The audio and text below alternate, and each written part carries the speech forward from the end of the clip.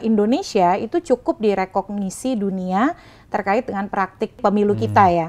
Karena pertama, kita ini menyelenggarakan pemilu serentak 1 hari terbesar di dunia. Jadi dari sisi size, kemampuan menyelenggarakan pemilu yang besar dan sistem pemilu yang juga dianggap rumit, itu menjadi semacam insentif Indonesia terkait dengan praktik pemilu global. Atau Indonesia dianggap berhasil gitu barangkali atau gimana, sehingga menjadi... Iya, secara prosedural dianggap berhasil. Makanya kami mengusulkan sebaiknya pemilu serentak itu jangan digabungkan semua di saat yang sama, tapi dibagi 2. Ada pemilu serentak nasional, memilih DPR, DPD, presiden, wakil presiden, isu nasional semua kan.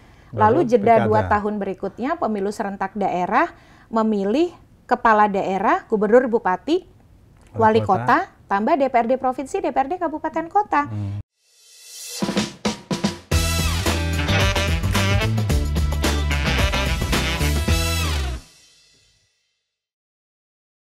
Selamat datang di SR On, Edi Sharing and Discussion bersama saya Edi Wijaya. Kali ini saya akan ngobrol dengan seorang aktivis di bidang hukum yang mengkhususkan diri di pemilu dan demokrasi. Beliau pendiri dari Perludem, Perkumpulan untuk Pemilu dan Demokrasi. Siapa dia? Langsung saja kita ngobrol dengan Mbak Titi Anggreni. Selamat siang Mbak Titi, apa kabarnya? Baik, alhamdulillah Pak Edi. Pak Edi sehat ya? Sehat. Mbak Titi ini... saya dengar Mbak Titi sering ke luar negeri ini sebagai pemantau pemilu di luar negeri ini, luar biasa nih. Seperti apa kira-kira? Ya, kebetulan saya pernah menjadi Direktur Eksekutif Perkumpulan untuk Pemilu dan Demokrasi atau Perludem selama 10 tahun. Dan Perludem itu punya jejaring yang cukup baik di dunia internasional, terutama di komunitas kepemiluan global. Karena kenapa? Karena Indonesia itu cukup direkognisi dunia terkait dengan praktik pemilu kita ya. Karena pertama, kita ini menyelenggarakan pemilu serentak 1 hari terbesar di dunia. Itu dinilai dari jumlah pemilih. Karena jumlah pemilih kita misalnya 2019 itu 192 juta. Dan semuanya memilih di 1 hari yang sama.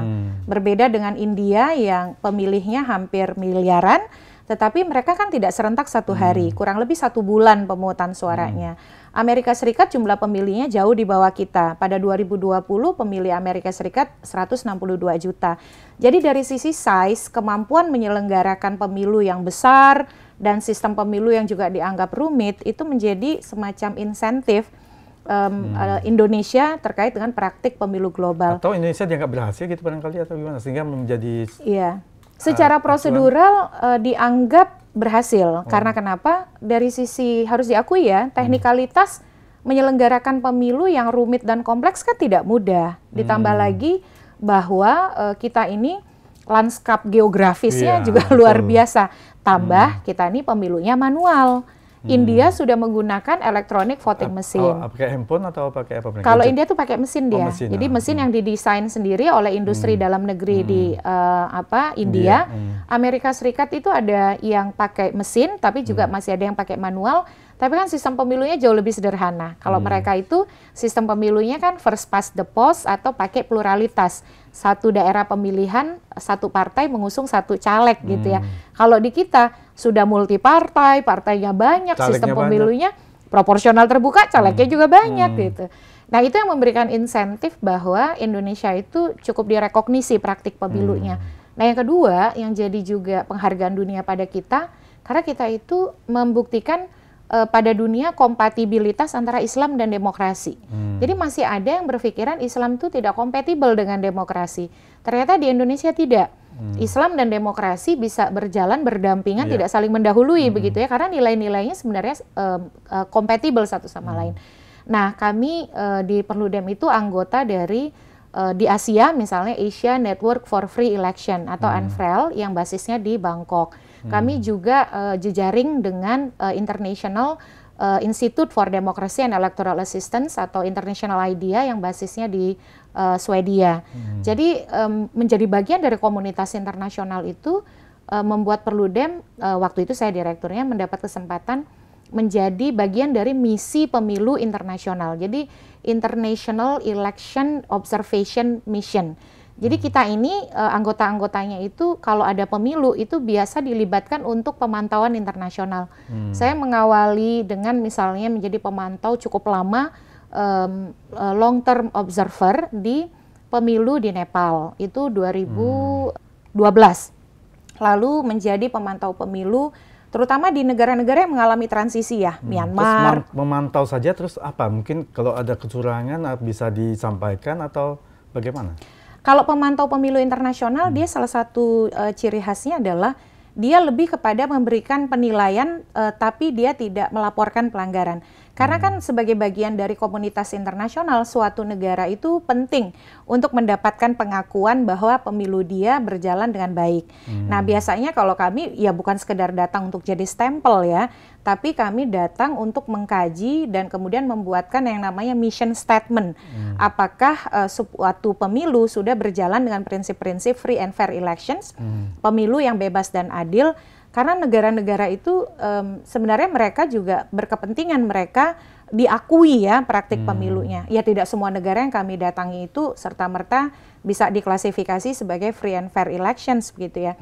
Misalnya contoh terakhir teman dari Perludem melakukan pemantauan pemilu di Myanmar begitu dan juga di Kamboja. Nah situasinya kan berbeda ya. Apa yang kira-kira menarik barangkali terjadi sesuatu yang luar biasa ataupun kecurangan ataupun ada konflik atau apa? Iya. Pernah nggak itu? Iya, kalau yang pernah saya alami karena saya pernah melakukan pemantauan pemilu di Nepal ya.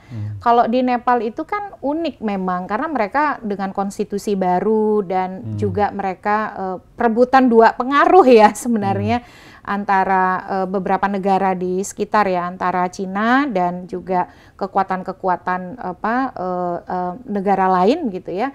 Jadi terasa sekali tensinya begitu dan termasuk juga karakter pemilih di setiap negara itu berbeda. Jadi itu yang menantang sebenarnya. Jadi kita bukan sekedar belajar praktik demokrasi dari suatu negara, tapi juga kita belajar kultur, termasuk juga soal misalnya politik uang gitu ya. Jadi kalau Asia ada nggak di sana itu serangan fajar gitu? Oh kalau di Filipina ya mirip-mirip lah 11-12 sama kita gitu ya.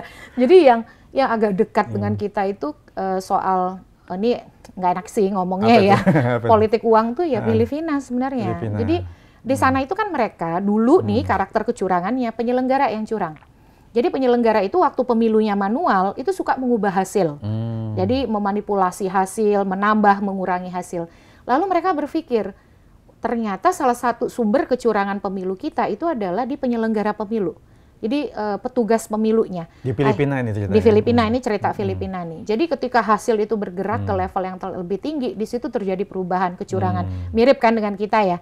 Di TPS-nya oke. Tim pemantau mereka atau mungkin sistem pengamanan mereka gimana terhadap hasil? Jadi dulu tuh manual, terus mereka kemudian bertransformasi menggunakan yang disebut dengan electronic counting machine.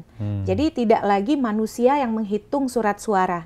Tapi walaupun gitu mereka memberikan suara itu tetap dengan kertas, tetapi seperti kita zaman dulu Eptanas tuh, yang shadow itu ya, gitu, membuat shading ya. Nah, baru kemudian dimasukkan dalam mesin yang namanya ECM, Electronic Counting Machine, dibaca oleh mesin dan hasilnya langsung dikirim ke Pusat Data Nasional. Ternyata itu mengubah perilaku curang peserta pemilu. Kalau dia manual, curangnya itu kan adalah bagaimana dia menyogok, menyuap petugas untuk mengubah hasil. Nah, ketika dia sudah pakai mesin kan tidak ada ruang lagi memanipulasi. Akhirnya curangnya itu adalah membeli pemilih untuk memilih sesuai dengan maunya si calon. Jadi meningkat tuh politik uangnya. Semuanya pokoknya segala cara dicari. Betul. Jadi ibaratnya gini, kalau angka sih betul itu yang dihasilkan oleh pemilih. Pemilih akan memilih sesuai dengan angka yang dihasilkan di TPS yang dihitung melalui mesin. Tapi bagaimana itu angka dihasilkan ternyata produk dari sebuah proses jual beli suara. Jadi masif sekali amplop gitu. Jadi ketika memantau di situ tuh, oh ternyata ada yang seperti kita yang kasih amplop begitu. Nah itu juga dilakukan dan termasuk juga soal politik dinastinya ya. Di sana kan klan itu sangat kuat. Jadi seolah-olah bahkan satu daerah ada penguasa klannya, daerah lain juga ada. dan seperti bergantian begitu. Nah, jadi problem-problem itu ternyata lebih berat dihadapi oleh negara-negara Asia Tenggara kalau yang saya perhatikan. Kalau negara maju seperti mungkin di Eropa, di Inggris, iya, saya pernah pemantauan di Amerika Serikat dan Australia ya, walaupun beberapa mengikuti proses misalnya di Belgia, tapi tidak intens, hanya belajar soal sistem pemilu dan lain sebagainya. Nah, ketika saya di Kentucky tahun 2012, saya juga pernah tahu ternyata di sana itu dimungkinkan kandidat atau peserta pemilu itu memfasilitasi pemilih yang mau ke TPS. Karena lokasinya jauh. Dan jadi ke TPS, bus, ya gitu sediakan bus, sediakan fasilitasi makan siang gitu ya. Nah itu ternyata dibolehkan. Tapi itu nggak dianggap sebagai nyogok. Nah di sana itu dibolehkan. Tapi kalau yang kasih uang, kasih sembako, nah itu tidak ada. Walaupun perdebatan nih ketika mereka memfasilitasi pemilih, pergi ke TPS, kasih makan, kasih transport, dalam artian transportasi yang mereka fasilitasi. Karena di Amerika itu kan pemungutan suara dari pagi sampai sore. Penghitungan kan tidak dilakukan di TPS, begitu ya. Jadi di satu TPS itu ribuan. Berarti kalau ribuan orang berkumpul di satu titik, jaraknya kan jauh. Beda dengan kita. Nah, kita ini sebenarnya sangat memanjakan pemilih. Karena satu TPS maksimal 300. Di perumahan kita, di perkampungan kita. Di RT-RT kan mendekati perumahan juga. Betul, jadi kita ini bisa dibilang salah satu pemilu dengan pelayanan terbaik kepada pemilih. TPS-nya kecil, jumlah pemilihnya sedikit, dikasih fasilitas duduk, bahkan kadang-kadang saat pemungutan suara itu jadi momen keguyuban, ada yang bazar, ada yang menyiapkan makanan, ada tendanya, ada kursinya gitu ya. Jadi bahkan dari rumah ke rumah dikirimi pemberitahuan memilih. Dari level of services, pelayanan kepada pemilih, pemilu Indonesia itu salah satu yang terbaik di dunia. Di Amerika ada kecurangan nggak terjadi waktu itu? Yang terakhir yang waktu Donald Trump versus Biden kan kita juga melihat ada yang posting, tapi saya tidak memantau ya waktu Trump Biden, saya itu dengan waktu itu Obama dan Mike ini ya, Mitt Romney. Nah, saya memantau pada waktu itu Mitt Romney versus Obama. Nah, saya tidak menemukan kecurangan. Hanya memang kejadian-kejadian kandidat memfasilitasi pergi ke TPS, kasih makan siang gitu ya. Dan di sana kan sampai hari hari H pun masih boleh kampanye kalau di sana. Kalau di kita kan nggak boleh kampanye ya hari H. 3 hari masa tenang dan hari H harus bebas kampanye. Di sana tapi ada jaraknya minimal 100 meter dari TPS. Itu mereka 100 meter ke TPS itu tidak boleh ada alat peraga. Tapi kalau 100 meter setelahnya ada yang masih bagi-bagikan brosur, ada yang masih pasang spanduk itu, tapi spanduknya jangan bayangkan seperti di kita ya. Di sana tuh kecil-kecil. Oh, kecil-kecil ya. Sangat kecil-kecil. Dibawa sama orang kali-kali ya. Iya, bahkan mereka itu lebih seperti ya papan. Iya, bahkan kalau kita ada papan advokat kan biasanya itu lebih kecil dari itu, setengah dari itu. Lebih banyak itu mereka memandu bagaimana memilih. Jadi bahkan ada yang masih pasang pakai kaos. Jadi kampanye itu ya tidak dibatasi, hanya saja tidak boleh masuk jarak area 100 meter. Betul 100 meter. Nah, kalau di 2000 yang terakhir 2020 ya itu menarik tuh, karena saya sempat banyak memperhatikan. Jadi ada juga tuh mulai kasih-kasih sembako. Karena memang 2020 pemilu Jangan-jangan contoh Indonesia dia. Nah, karena kan masa pandemi waktu itu ya. Jadi ada yang ngasih kebutuhan pokok dan mereka biasanya posting gitu ya ke medsos. Dan saya dengar dari teman-teman yang ada di sana juga ada tuh mulai yang kasih-kasih begitu. Mungkin karena situasi ekonomi mungkin juga. Mungkin krisis ekonomi juga di sana ya, mungkin agak memburuk juga ya waktu itu. Bisa jadi. Nah, ini menariknya gini, kembali ke Pilpres kita ini, yang baru berlalu kemarin 14 Februari 2024. Mbak Titi lihatnya gimana nih? Apakah di sini pemilu kita sudah berjalan dengan baik atau bagaimana? Iya, melihat pemilu itu tidak bisa hanya hari H. Kalau kita hanya melihat hari H, kita mudah terkecoh. Jadi memang kita satu sisi harus mengapresiasi bahwa pemilu kita bisa berjalan baik dengan prosedur yang secara kompleksitas teknis itu berat. Dan bisa berjalan damai kan? Damai, aman. Ya, walaupun ada kejadian di Paniai, lalu juga di beberapa daerah yang tensinya naik, beberapa titik, tapi dengan 204 juta pemilih, 823.236 TPS, ini pemilu dalam skala kolosal yang besar, secara teknis dan prosedural dia baik. Tetapi kita tidak bisa hanya melihat hari H. Karena memang saya perhatikan Pak Edi, karakter pemilih Indonesia itu nice, baik. Jadi pemilih Indonesia itu orangnya damai. Jadi walaupun di beberapa kasus ada kerusuhan, tapi itu lebih banyak pada kalau pilkada, ketika relasi itu sangat dekat dan ada irisan kultural, suku gitu ya. Tapi kalau pileg pilpres, kalau Papua kan memang ada sejarah konflik ya yang melibatkan juga suku begitu. Tapi dari sisi teknis dan proses bagus. Nah, yang menjadi catatan kalau saya sendiri karena saya praktisi kepemiluan, teknis dan prosedur saja tidak cukup.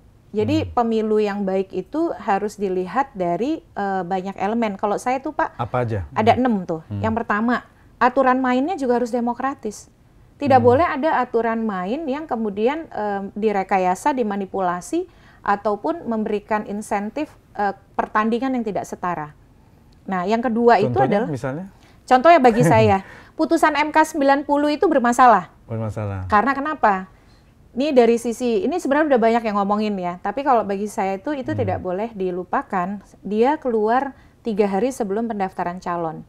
Dibacakan MK tanggal 16, tanggal 19 pendaftaran calon. Kan 17, 18, 19, 3 hari sebelum pendaftaran calon. Nah, di dalam Undang-Undang Partai Politik dan Undang-Undang Pemilu, pencalonan presiden harus dilakukan secara terbuka dan demokratis.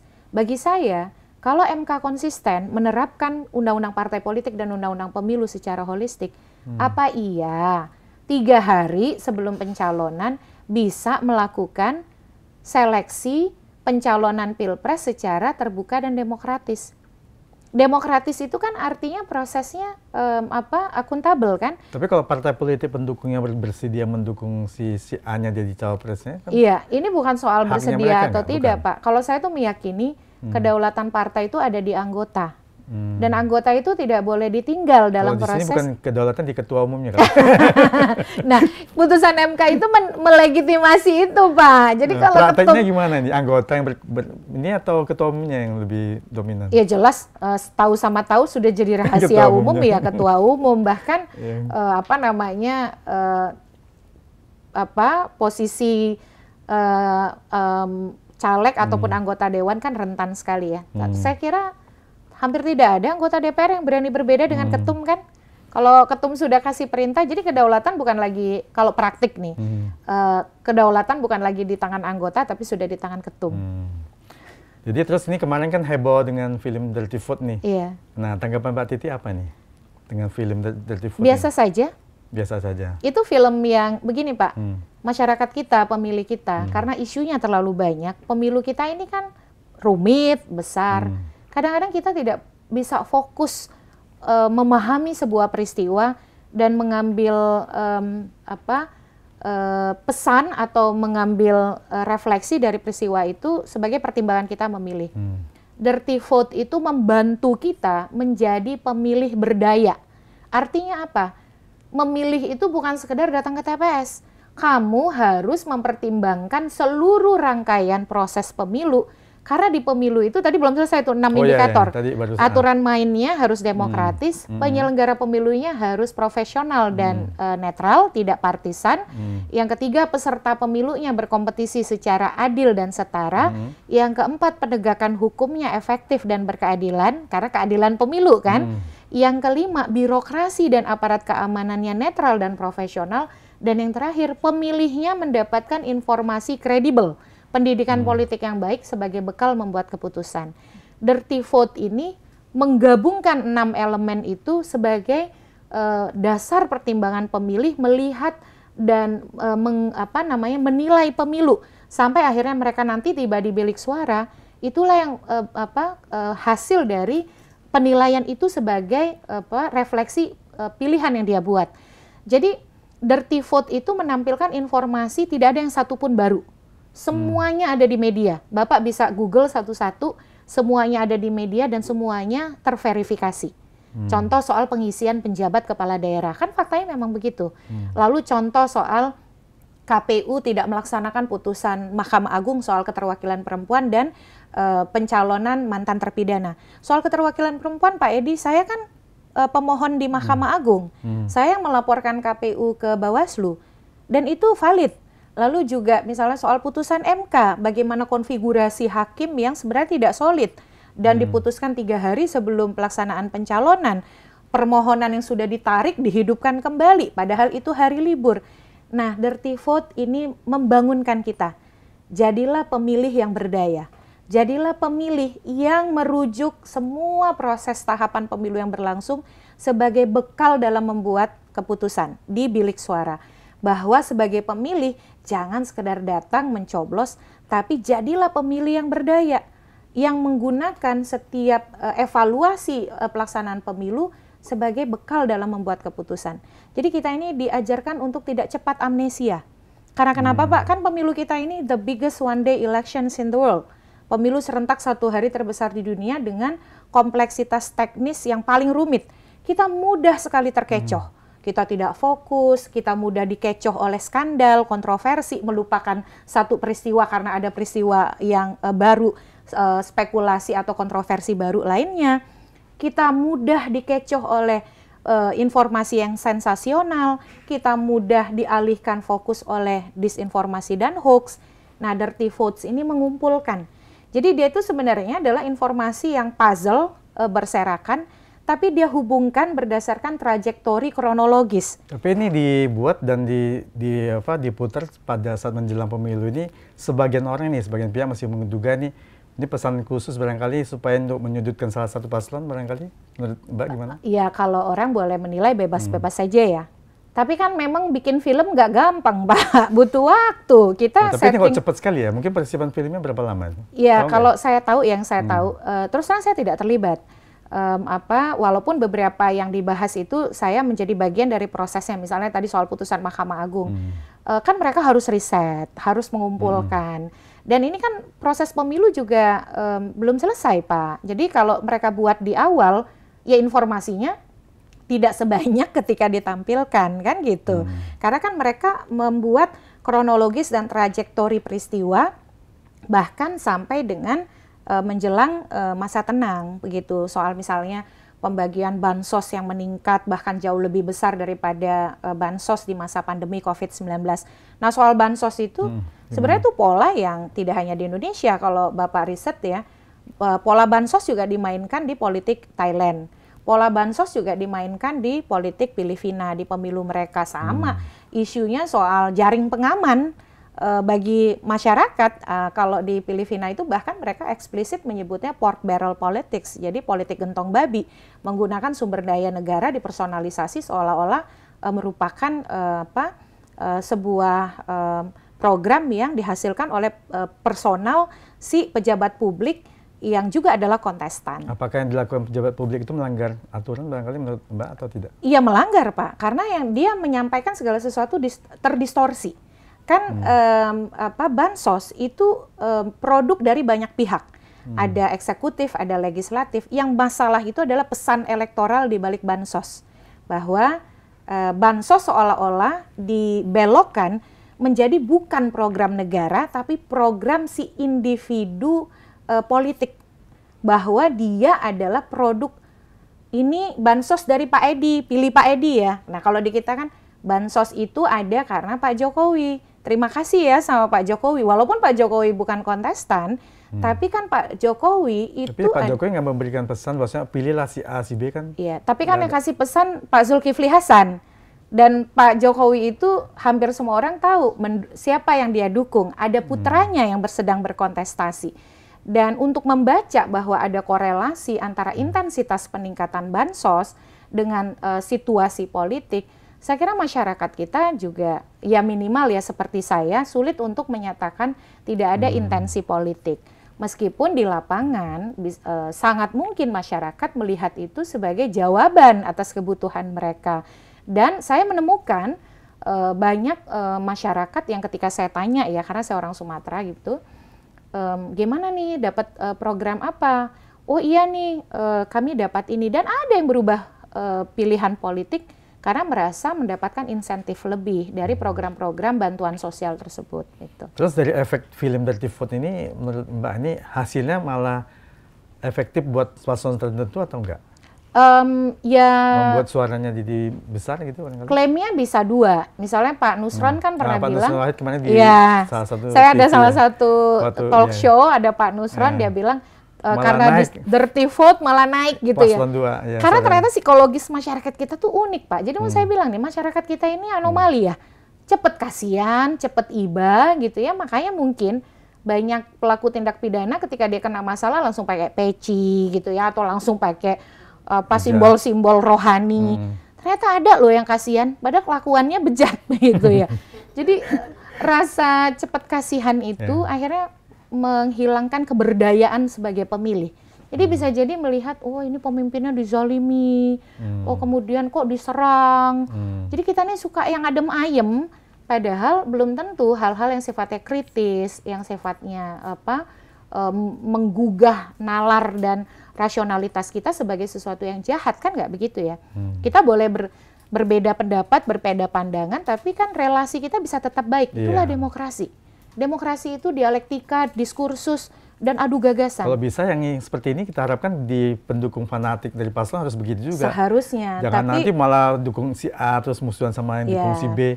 Terus nggak selesai-selesai. Pemilu itu 5 tahun sekali selalu ada, Pak. Jangan sampai pertemanan rusak karena sesuatu yang selalu ada. Kawan bisa jadi lawan, lawan bisa jadi kawan. Kan udah kejadian di 2019. Di keluarga juga kan. Ya, betul. Nah, kembali ke dirty vote tadi. Jadi bisa jadi Pak Nusron benar bahwa ada karakter masyarakat kita yang menilai, kok calon saya dizolimi sih kok Bapak ini diserang dari sana sini gitu ya. Sederhana aja. Karena pemilu kita nih rumit, Pak, kompleks. Masyarakat permasalahannya banyak. Kehidupan keseharian mereka saja sudah menantang. Jadi ketika berpolitik ya yang simpel-simpel saja gitu ya. Nah karena apalagi ideologinya kan nggak jelas bedanya satu sama lain. Nah akhirnya kemudian itu yang versinya Pak Nusron. Tapi saya ketemu dengan Andre Rosiade, kebetulan kami mengisi forum yang sama, dia juga menyampaikan, aduh suara saya di Sumbar terdampak nih, dirty vote. Malah terdampaknya jelek atau naik? Menurun. Oh, menurun. Menurun, dia bilang ada pengaruhnya kepada suara film dirty vote. Di situ saya coba evaluasi, emang karakter pemilih Sumbar itu agak lain ya. Misalnya agak lainnya kenapa? Mereka kan punya politik keseharian yang unik, politik warung kopi. Dan hampir setiap saya datang... Sering ngobrol-ngobrol di warung kopi ya, bahas-bahas politik juga ya? Hobi sekali bahas politik. Nah, jadi mungkin dialektikanya tuh nyampe gitu ya. Dan mereka memang kan basisnya itu dari 2019 kan walaupun basis Prabowo, tapi kemudian mereka shifting. Ke Anies begitu ya. Nah, lebih mungkin juga film Dirty Vote mungkin juga karena pemainnya salah satunya Ferry Amsari ya, dosen dari Universitas Andalas kan. Nah, itu yang kemudian membuat lebih banyak dibincangkan di Sumatera Barat. Tapi itu bisa menjadi penelitian yang menarik saya kira ya. Apakah Dirty Vote meningkatkan keterpilihan ataukah dia berpengaruh terhadap menurunkan keterpilihan dan basisnya bisa kita mulai dari provinsi gitu. Misalnya ada beda nggak nih antara Jawa dengan Sumatera dengan Sulawesi. Nah itu saya kira jadi ide untuk penelitian berikutnya. Nah ini menariknya begini, quick count kan sudah semuanya hampir mayoritas menghitung paslon 2 itu 55 ke atas lah ya, 57, 58 ya. Nah kondisinya kalau sudah quick count menghitung itu, realitasnya setelah KPU menghitung finalnya, nanti kira-kira perbedaannya bisa jawab apa enggak? Kalau saya percaya ilmu pengetahuan, jadi dan saya juga percaya orang-orang di balik lembaga quick count, yang setidaknya beberapa lembaga quick count saya tahu siapa mereka, dan saya percaya pada kredibilitas ilmu pengetahuan dan komitmen akademik mereka. Jadi kalau berdasarkan pengalaman, apakah hasil quick count pernah berbeda dengan hasil real count yang ditetapkan KPU? Pernah. Contohnya di mana? Di Pilkada Jawa Timur 2013. Tapi itu memang selisihnya dari margin error. Jadi margin errornya itu masih masuk selisih margin error begitu. Tapi kalau sekarang kan selisihnya besar sekali. Iya. Ya. Kalau mau digugat juga rasanya udah pasti.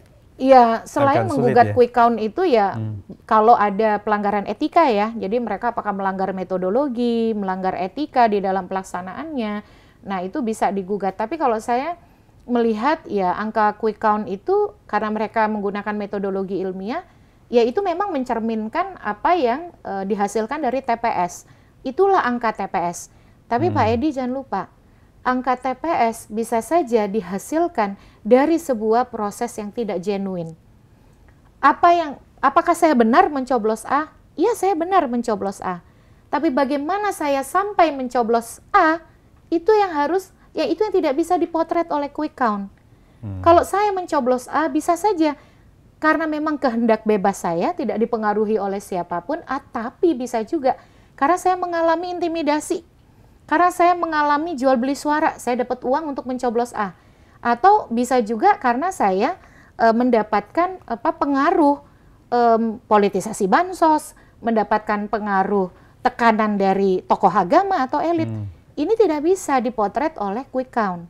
Quick count memotret apa adanya angka hasil TPS. Itu bukan merupakan kealihan daripada paslon dan timnya itu supaya mempengaruhi pemilih, supaya mau nyoblos apa kan itu harusnya. Nah, bagian yang kedua tadi, bagian yang keahlian kan ada keahlian mengakali, ada keahlian berstrategi. Nah, keahlian yang menyimpang tadi itu ranah dari pengawasan dan penegakan hukum. Makanya wajar kalau ada yang mengatakan, ya kami sedang mengumpulkan data-data kecurangan, kami sedang mengumpulkan temuan-temuan pelanggaran, tinggal kemudian, ini kan ujungnya nanti ke Mahkamah Konstitusi nih. Perselisihan hasil pemilu di Mahkamah Konstitusi itu terhadap penetapan yang mempengaruhi hasil dan keterpilihan. Nah, polanya itu dua, mempengaruhi hasil dan keterpilihan bisa karena misalnya ada masalah di penghitungan, atau yang kedua karena ada klaim terjadi kecurangan atau pelanggaran yang terstruktur, sistematis, dan masif yang berdampak tadi. Suara pemilih ini tidak genuine, Pak. Karena kalau kita sekedar mengandalkan suara pemilih atau angka itu sebagai apa adanya tidak boleh dipersoalkan, maka orang akan berlomba-lomba, Pak, untuk kemudian melakukan kecurangan. Yang penting ya angkanya A.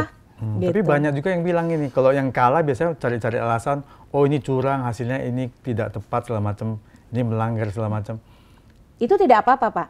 Yang penting dia mempersoalkannya ke pengadilan, ke ruang persidangan. Ada bukti-bukti yang harus dilampirkan ya. Ada bukti-bukti mengikuti persidangan, dan persidangan itu justru menunjukkan kita ini masyarakat beradab, memindahkan pertarungan jalanan ke ruang persidangan di Mahkamah Konstitusi, terbuka dan dibuka untuk umum, kita bisa menilai, melihat, dan disitulah mungkin 2024 ini perselisihan hasil pemilu jadi titik balik momentum Mahkamah Konstitusi mengembalikan kembali kepercayaan publik terhadap lembaga MK. Dan kita lihat kali ini kan Pak Jokowi udah ngucapin selamat nih kepada pemenang paslon 2. Ya, walaupun ada kutipan berikutnya ya kita tunggu hasil resmi. Ya, itu kan. Terus yang paslon 1 dan 3 ini kan belum ada satu pun yang mengucapkan, ini artinya mereka belum terima ini.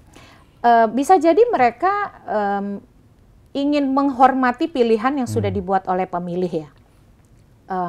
Karena begini Pak, kita nih proses penetapan hasilnya cukup panjang, 35 hari loh Pak. Ya, dari maksimal 35 hari kan. KPU, ya.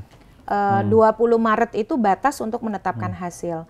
Saya kira problemnya Pak, ini mungkin agak berlebihan, tapi kita memulai pemilu 2024 ini dengan sudah ada luka di awal. Lukanya itu apa? Ya putusan MK tadi kan. Putusan MK tadi kan menjadi luka sebenarnya. Nah, sekarang kalau ada gugatan di MK, kredibilitas MK ini kira-kira gimana nih? Situasinya agak beda. Pertama, Paman Usman, Anwar Usman, Ketua MK kan tidak boleh terlibat. Kalau itu tapi kan beliau menang di putusan selanya PT UN. Nah, itu hoax, Pak. Itu hoax. Jadi bukan menang. Jadi memang yang beredar itu kita harus hati-hati nih sekarang. Propagandanya banyak sekali. Jadi putusan sela itu bukan mengabulkan permohonan Anwar Usman, tapi putusan sela itu putusan sela itu justru menolak permohonan intervensi Denny Indrayana. Jadi Denny Indrayana itu ingin menjadi salah satu pihak yang, ya kalau sederhana gini, Denny Indrayana itu ingin melawan gugatannya Anwar Usman, tapi oleh PT UN ditolak permohonannya itu. Itulah putusan selanya. Selain Denny Indrayana ada TPDI yang juga memohon yang sama. Tapi di media sosial, di WhatsApp itu dibalik begitu. Seolah-olah dimenangkan. Padahal yang ditampilkan itu adalah screenshot inti dari gugatan Anwar Usman. Jadi Anwar Usman tuh gugatnya minta A, B, tapi dibalikkan seolah-olah itulah putusan. Padahal itu bukan putusan. Jadi kita memang harus hati-hati. Ya, kita tunggu aja putusannya. Betul. Gitu ya. Kita tunggu dan itu belum ada putusan. Nah, kembali ya, tadi Anwar Usman tidak boleh terlibat setidaknya untuk 2 perkara. 1, perkara perselisihan hasil pemilu. Yang kedua, perselisihan pemilu legislatif yang melibatkan PSI. Karena kan ada Kaisang sebagai ketum PSI. Tapi kan di Hakim Konstitusi kan ada beberapa orang, 5 orang atau berapa ya biasanya? Ada 9. Nah ini kan 9. Anwar Usman tidak terlibat. Yang kedua adalah klasemen permainan berubah nih, karena ada 2 hakim yang keluar, 2 hakim baru yang masuk. Misalnya Wahidudin Adams digantikan oleh Arsul Sani, mantan politisi P3. Lalu kemudian Manahan Sitompul digantikan oleh Ridwan Mansur. Nah, apakah konfigurasi hakim berarti kan nanti 8 yang menangani? Itu akan juga mengubah konfigurasi politik.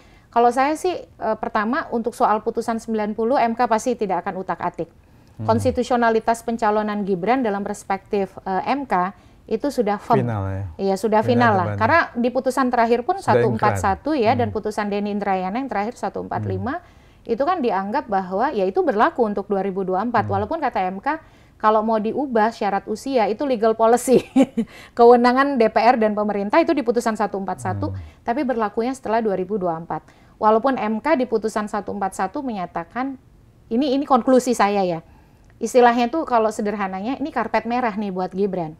Tapi ya sudah, itu udah terjadi dan harus diikuti, prosesnya harus jalan terus. Nah, kalaupun mau ada perubahan itu nanti setelah 2024. Jadi dari aspek konstitusionalitas agak sulit bagi kita mempersoalkan. Jadi tinggal kemudian kalaupun ada yang pergi ke Mahkamah Konstitusi, bagaimana kemudian dia menarasikan. Tadi kalau angka-angka, bukti-bukti juga yang paling penting. Betul. Kronologis, bukti-bukti, alat bukti ya, karena kan kita nggak bisa pakai klaim. Pembuktian itu nggak gampang, Pak. Betul. Sulit sekali. Jadi apalagi sejak 2004 sampai 2019 tidak ada satupun perkara perselisihan hasil Pilpres yang gol di MK. Perintah penghitungan suara ulang tidak pernah ada. Karena waktunya juga terlalu singkat ya. 14 hari kerja, singkat sekali. Dan walaupun klaim buktinya berkontainer-kontainer gitu bisa ya, dilihat juga. Tidak dibaca. Mana bisa dibaca satu-satu. Betul. Jadi memang ini koreksi jangka panjang juga untuk pemeriksaan perkara di MK. Jadi kalau saya kira sih perselisihan hasil pemilu di MK itu tidak akan fokus kepada konstitusionalitas pencalonan Gibran, tapi dia akan lebih banyak mengulas tadi keterhubungan antara kondisi-kondisi yang mempengaruhi sampai akhirnya terdapat hasil seperti yang ditetapkan oleh KPU. Gitu. Terus kalau Pilpres tahun ini 2024 dibandingkan 2019 gimana, lebih bagus atau? Ada yang bagus, ada yang tidak lebih bagus. Tapi saya menyebut dalam beberapa presentasi saya, pemilu 2024 adalah the most critical elections for Indonesian democracy. Karena kenapa? Kita ini oleh FIDEM dikategori sebagai negara electoral demokrasi. Tapi kita sedikit lagi Pak, kalau kita tidak bisa memperbaiki, kita tergelincir jadi electoral autocracy. Pemilu itu sekedar regularitas, tapi free and fair electionnya nggak hadir gitu. Nah itu yang kita tidak kehendaki kan. Kenapa sih bilang ada yang bagus, ada yang kurang? Yang bagus itu tidak ada politik identitas, hegemoni identitas. Kayaknya nggak ada lagi ya narasi-narasi agama gitu. Walaupun ada yang bilang ulama pilih ini, tapi nggak ada tuh gerakan besar ulama juga kesini. Ulama juga udah merata ada di semua paslon. Betul. Intinya makanya jangan punya hanya 2 calon ya. Ternyata ragam alternatif calon itu mampu menetralisir kompetisi. 3 malah lebih bagus ya. Lebih bagus, lebih banyak, lebih bagus kalau saya gitu ya. Ya, lalu juga polarisasi tidak terlalu terasa walaupun ada pengelompokan pemilih, tapi dia lebih terdistribusi isunya. Nah, tapi ya itu tadi problem yang berikut adalah dari sisi substansi kompetisi ya. Misalnya kalau saya resah dengan peningkatan bansos yang luar biasa, lalu narasi politisi yang menghubungkan bansos dengan figur pejabat publik, padahal itu produk negara dihasilkan dari eksekutif legislatif. Nah, bagi saya yang begitu tidak boleh dibiarkan karena Pak, kalau dibiarkan dia akan diduplikasi nanti di pilkada. Jadi calon-calon di pilkada pun akan pendekatan seperti itu, apalagi di pilkada kita.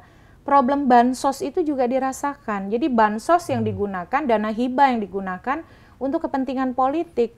Gitu. Jadi itu saja sih yang sebenarnya bagi saya, ya terlepas kalau putusan MK itu jadi catatan karena mestinya ke depan MK tidak boleh lagi membuat putusan yang injury time. Karena di Amerika Serikat ada prinsip yang disebut dengan Purcell Principle. Artinya putusan pengadilan itu diputuskan kalau dia mengubah aturan main pada saat kompetisi sudah berjalan, itu harus diberlakukan untuk pemilu berikutnya. Tidak boleh untuk pemilu yang sekarang. Nggak boleh langsung diputus untuk berlaku sekarang ya? Nggak boleh. Karena kenapa? Satu, menghindari pengadilan dipersepsikan melakukan agenda politik atau berpolitik praktis. Yang kedua, untuk memberikan kesempatan adaptasi pada penyelenggara pemilu. Nah sekarang kan putusan MK 90 adaptasinya kacau balau tuh. Masa KPU menerima pendaftaran tanpa sempat mengubah peraturan KPU? Akhirnya apa? Dikasih sanksi etik kan sama DKPP. Nah yang ketiga adalah memberikan kesempatan kepada publik untuk mendapatkan sosialisasi soal putusan pengadilan yang mengubah aturan main. Ini menurut saya relevan untuk diberlakukan pada pemilu berikutnya dan relevan untuk menjadi pembelajaran bagi Mahkamah Konstitusi. Kalau ada perubahan kebijakan yang mepet dengan pelaksanaan tahapan yang terdampak, itu diberlakukan untuk pemilu berikutnya. Terus ini satu lagi, ini persoalannya yang kita hadapi di Indonesia ini kan banyak demografi pemilih kita ini kan masih banyak yang belum teredukasi baik. Nah ini kayaknya gimana nih ke depannya supaya bisa lebih bagus nih? Tanggung jawab itu sebenarnya ada di partai politik. Kan di undang-undang pemilu kita yang disebut dengan tegas punya fungsi pendidikan politik adalah partai politik. Tapi kan faktanya itu tidak berjalan dengan baik. Pendidikan politik hanya dilakukan di masa-masa fase-fase pemilu. Menurut saya, ya pemilu demokrasi Indonesia itu sendiri sebuah proses. Saya secara personal pribadi mengapresiasi pemilih Indonesia. Mereka damai, mereka tidak dalam artian mudah terprovokasi begitu ya. Mereka mau aktif pergi ke TPS, tapi itu saja tidak cukup gitu. Kita mau naik kelas nih. Mau naik kelasnya itu adalah tidak berhenti pada pemilih, tapi prosesnya juga harus benar. Yang kedua, outputnya juga bisa memberikan insentif balik kepada pemilih. Kita nih Pak, terlalu sibuk membahas pilpres, sampai kita lupa pileg, kita lupa pemilu legislatif. Ini akan terus terulang kalau desain pemilunya masih sama kayak sekarang. Nah makanya kemudian kami berpikir untuk meningkatkan fokus masyarakat, orientasi masyarakat yang lebih bisa terarah secara proporsional, pemilunya nggak boleh barengan lagi kompleks dan rumit seperti hari ini. Makanya kami mengusulkan sebaiknya pemilu serentak itu jangan digabungkan semua di saat yang sama, tapi dibagi dua.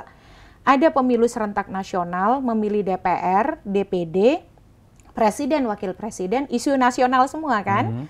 Lalu jeda 2 tahun berikutnya pemilu serentak daerah, memilih kepala daerah, gubernur, bupati, wali kota, tambah DPRD provinsi, DPRD kabupaten kota. Ini dibolehkan oleh Mahkamah Konstitusi. Tapi karena undang-undang pemilunya tidak berubah, mungkin jadi biayanya jadi lebih besar kali barangkali untuk itu. Ya sekarang saja 76 triliun, Pak. Kalau dibagi dua mungkin lebih banyak lagi barangkali. Kalau bagi dua sih saya kira justru kan pertimbangan kenapa menaikkan honor sampai KPPS nih 1,2 juta untuk ketua, 1,1 juta untuk anggota, karena dianggap bebannya 2. Tapi kalau dibagi 2, kan bisa dibagi 2 juga honornya. Tapi biasanya honor dan naik nggak mau turun lagi. Enggak sih Pak, kalau kata para cerdik pandai, don't give price tag on democracy. Oh gitu ya. Dalam praktek pemilu kan juga efek bola salju ekonominya terasa bagi beberapa industri, minimal podcast ya. Lalu kemudian industri akomodasi, alat peraga, advertising, hotel kan juga naik. Tapi kalau hitung-hitungannya ketimbang beban, misalnya sekarang nih sudah 36 orang loh petugas per hari ini meninggal dunia. Itu KPPS. kan memang kelelahan atau Betul, artinya beban tugasnya Pak tidak cocok, tidak manusiawi. Nah, bagi kami sih satu sisi pemilu serentak nasional daerah terlepas dari biaya dan itu bisa kita kalkulasikan ya. Efisiensi. Mungkin juga komorbid barangkali beliau itu mungkin ada penyakitnya ya, juga. Walaupun kemudian sudah ada pemeriksaan kesehatan, usia gitu. Tapi tetap saja Pak, ada problem di dalam beban kerja petugas yang diakibatkan oleh beban kerja pemilu yang terlalu berat. Nah, selama pemilunya masih seperti ini Pak, kalau kami sih berpandangan begini, ini kan investasi kita mendapatkan pemimpin yang baik. Kalau sekarang Pak, di akar rumput tuh, politik uang tuh di pemilu legislatif gila-gilaan. Dan kita tuh nggak kasih atensi yang memadai karena kita sibuk copras-capres kalau kata Pak Jokowi ya. Nah oleh karena itu agar demokrasi ini bermakna dan tadi pertanyaan pemilih kita bisa lebih fokus, pemilih kita interaksinya bisa sesuai isu nasional, bisa isu daerah. Gitu ya. Betul, kan kita ingin investasi demokrasi membentuk pemilih yang lebih berdaya. Jadi uangnya mungkin lebih besar, tapi di saat yang sama pemilih kita itu makin meningkat gitu kualifikasinya dalam berdemokrasi. Ya memang akhirnya kan ada plus minusnya ya. Tapi kalau yang sekarang ini kami merasa lebih kurang memberi insentif kepada partai politik, kepada pemilih, dan juga kepada kualitas penyelenggaraan. Ya, memang kita tahu bahwasanya pilpres atau pemilu itu plus minusnya pasti ada terjadi. Pasti ada. Nah, ini sekarang sebelum kita akhiri nih, Mbak Titi, barangkali ada pesan apa supaya apapun hasilnya, siapapun nanti pemenangnya, kalau memang paslon 2 sudah tetap menang dan dilantik, jangan sampai ada anarkis, jangan sampai ada nanti kerusuhan dan yang merugikan ini lebih banyak lagi. Kayaknya gimana pesannya? Yang pertama, bagi yang ingin menempuh upaya hukum, tidak perlu ada spekulasi bahwa itu mengganggu pemilu, melemahkan demokrasi. Itu proses yang biasa. Mengambil upaya hukum kan hak yang diberikan oleh negara. Jadi justru itu adalah bagian dari menunjukkan martabat pemilu.